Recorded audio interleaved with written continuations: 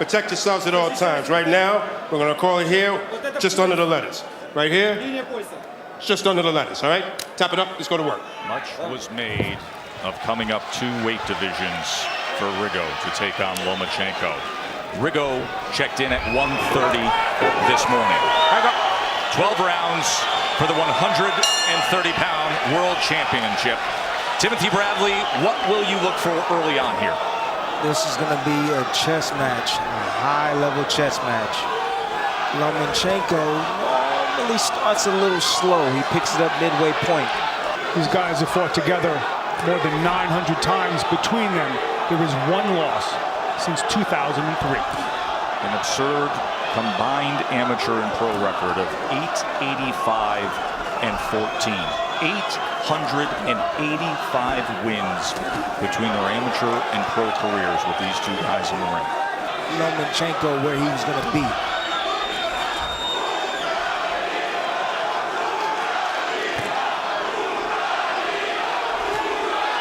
Loma comes with a left hand. Lomachenko just looks so much bigger than Rigondeaux. I mean, he just looks so much bigger. Got the 3-inch height advantage. We told you what they weighed in this morning. Of course, rehydrating throughout. Lomachenko number 2 on ESPN's pound for pound list. That's exactly what was described in the referee meetings. Now, we showed you that earlier because that was a concern of Lomachenko. What happens? Well, Rigondeaux knows that Lomachenko needs to get close in order to get his work off. That's when he does his best work, so guess what he did?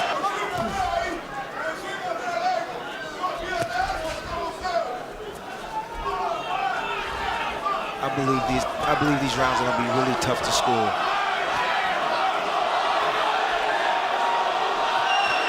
Getting a little closer is Lomachenko. He's just touching Rigo on the inside that time. See the footwork, doubles up that jab with the right hand.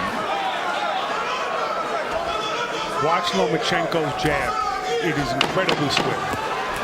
Coming with a straight left hand down that time was Lomachenko as Rigo was caught in that defensive posture he's comfortable in. End of round 1 for the time. Rigondeaux didn't allow him to work, but that is exactly what he was complaining about to the referee and showing him that's what and he wanted to figure a way out. About professional boxing in his second match against Orlando Salido, Guillermo Rigondeaux might still teach him a thing or 2. Not fazed by all the movement that Lomachenko's doing. Looks like he's in total control, but that right hook right there looked like it stung Rigondeaux a little bit. You could hear it. Bernardo Osuna was listening in to the corner. Very simple. Very precise instructions. Now, how does he do it? That's the question. Now, that is the big question because he has gathered up points throughout his career and then coasted home with that classic Cuban style. Piling up points is an amateur way of thinking, is it not, Tim? I mean, it's about points, of course. But the thing that I just witnessed right now is that, and the ref didn't say anything about it, but he just clinched him again.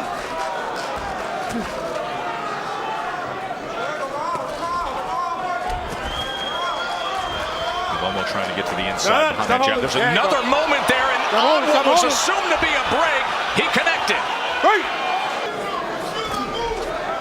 Lomachenko is just he's a well-oiled machine. He can fight anywhere. He knows every area of the ring, inside, outside, you name it. And that has a lot to do with the footwork that came about with a unique find by his father when he was a kid. He took him away from boxing for a little bit, Mark. When he was 6, 7 years old, his father insisted on 4 years of Ukrainian dance. He said, no, Dad, I don't want to do it. Can I find another sport? He says, you want to be a fighter, you must learn to dance. And what we do see here is, I would say, the best footwork in boxing. So he took traditional Ukrainian dance classes. And Timmy, you love Loma's footwork.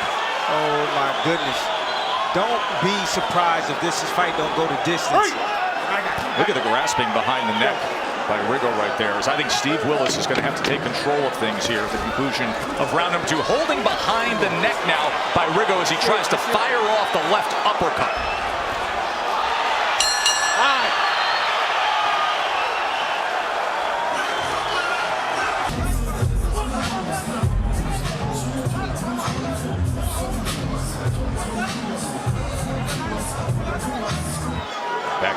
theater at Madison Square Garden, world title fight, and it has really heated up, mostly because of the action we saw in that final minute of round 2, when Lomachenko had the desire to just keep fighting through what he was trying to pull his arms free of a break, and he landed a solid left hand against Rigondeaux. They're clinching, he squats down, and then both men come with an exchange. There was the uppercut, and then the straight, short left hand. And the answer that Lomachenko has is not just a jab, but a double jab. Look for the straight left hand of of Lomachenko. Look for that shot. It's open.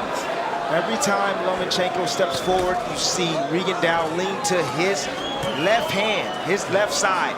He's right in the line of fire for that left hand. Moments when you watch Loma and you see what he's able to do with his hands at short range, and then you think about some of the unusual training that you witnessed, Mark, stuff with the tennis ball on the end of an elastic string, catching quarters in midair. He's trained for dexterity, both physical and mental. And what they're really going for, in my opinion. What do you see, Tim? I don't know, his facial expression, the way he's reacting.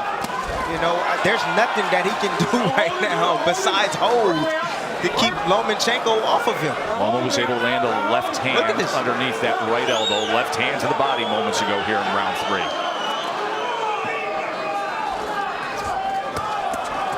Tripling up, a right uppercut is the champ. He is playing with Rigondeaux right now.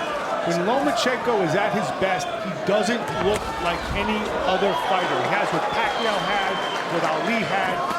He looks like Lomachenko. He's a little bit of the best parts, the most sensational parts, the most entertaining parts of some of the all-time greats. But to your point, we haven't seen it before.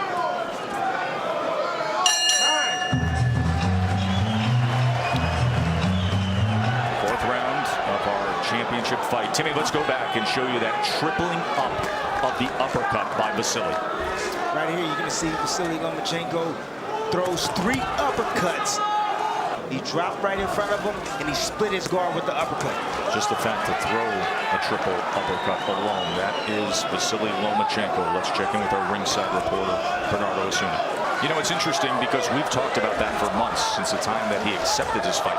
You can't take this fight without knowing that you're going to have to take risks, Mark.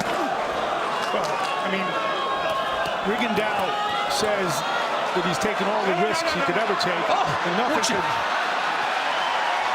mean, it's just a matter of time, guys. He can clown anybody. Sorry to interrupt, but it's Loma. Look at this. This is moments ago. Watch him, get him in a defensive posture. Know that he's got him pinned and say, you know what, I'm just going to turn right around you in the middle of a championship fight. Lomachenko hasn't even turned it up yet. Midway point, just watch, just watch. Angles, speed. I've never seen anybody play with Rigondeaux the way he's playing with Rigondeaux.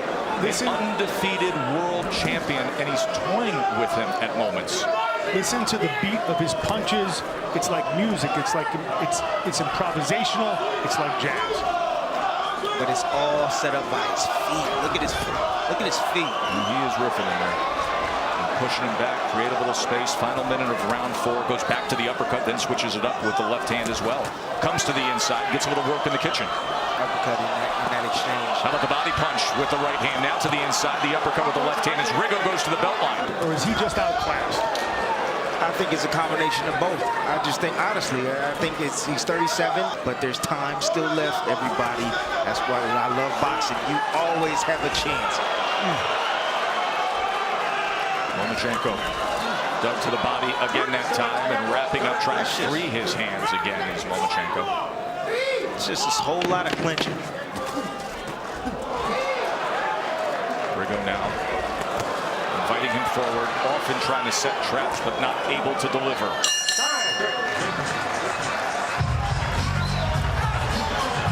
Vasyl Lomachenko. Rigondeaux says he's seen everything. Nothing worse could be done to him that was done in Cuba. By his dad, Anatoly, to be what he is seeking to be, and that is the perfect fighter, the most skilled fighter to ever live. That is the goal. This is such a unique relationship with Anatoly Mark. It's usually a failed experiment to create a perfect athlete in anything, much less a sport as dangerous and treacherous as this one. The strength and conditioning coach, Cecilia Flores, asked Anatoly, when did you know? Anatoly turned to him and said, before he was conceived. And you make that transition to the pro ranks. Guy comes in overweight, roughs you up, continued low blows, had a loss. In fact, they used to say you're not even ready to fight for a world title until you've learned from a loss. Oh, I don't think your career becomes a dramatic proposition until you lose. A loss is the most overrated commodity in all boxing. There was a punch right there on the break. You saw Steve Willis come in, and then Rigondeaux still through, but this has become an issue with the clinching. There's a combination from Rigondeaux.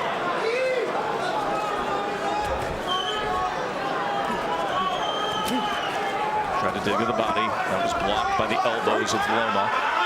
That's over time and time again. It's really, I'm gonna tell you this, it's really hard hitting a guy that's going down so low like that. It really is. That time he turned to give an angle with the right hand. Well, Lomachenko, there's nothing that he hasn't seen. There's nothing that he can't do in the ring, and he's gonna find a way on how to hit this man while he's down like that. What would you be doing, Tim? Well, I would go to the side he leans to. I would throw my right hooks like he's there right there. That's what I would do, and come behind it when he pops up with the straight left hand. You have to remember, this is a guy who has not lost since 2003. The best he's got is ducking and holding. Murray threw his punch with the most intent that we've seen tonight. Look at Loma as he's being ridden back. I think Steve Willis is going to have a lot of work ahead of him as we get to these middle and later rounds here of this world title fight as Loma's in control.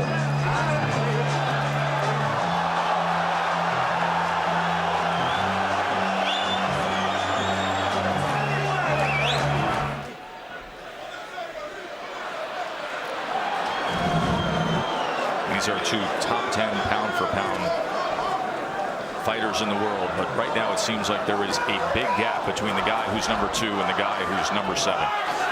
For a guy who considers himself a gentleman sportsman, Lomachenko, he certainly adapted well to a dirtied-up style, wouldn't you say, Tim? That he learned from the Salido fight. You know, that was something that he was missing in his repertoire.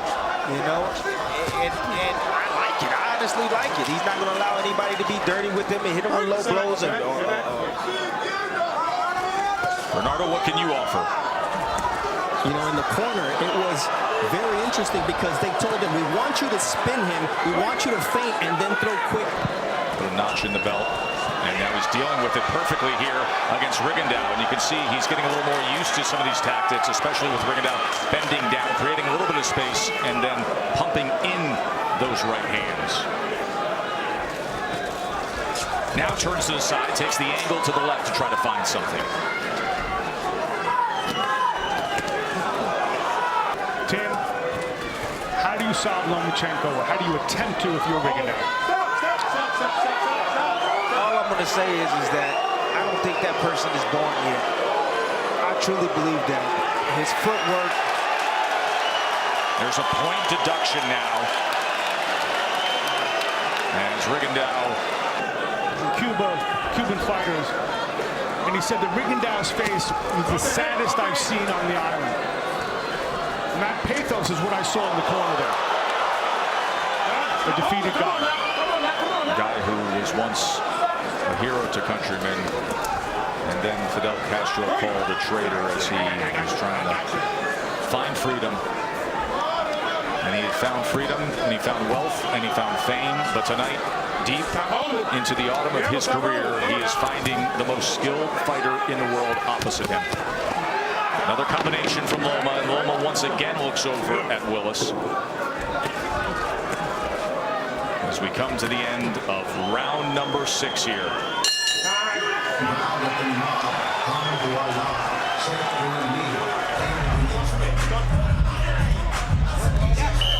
Discussion going on in the corner of Rigondeaux here in between the 6th and 7th round as they're looking at the tape. He is saying, I don't want any more. Are you kidding me? The undefeated number 7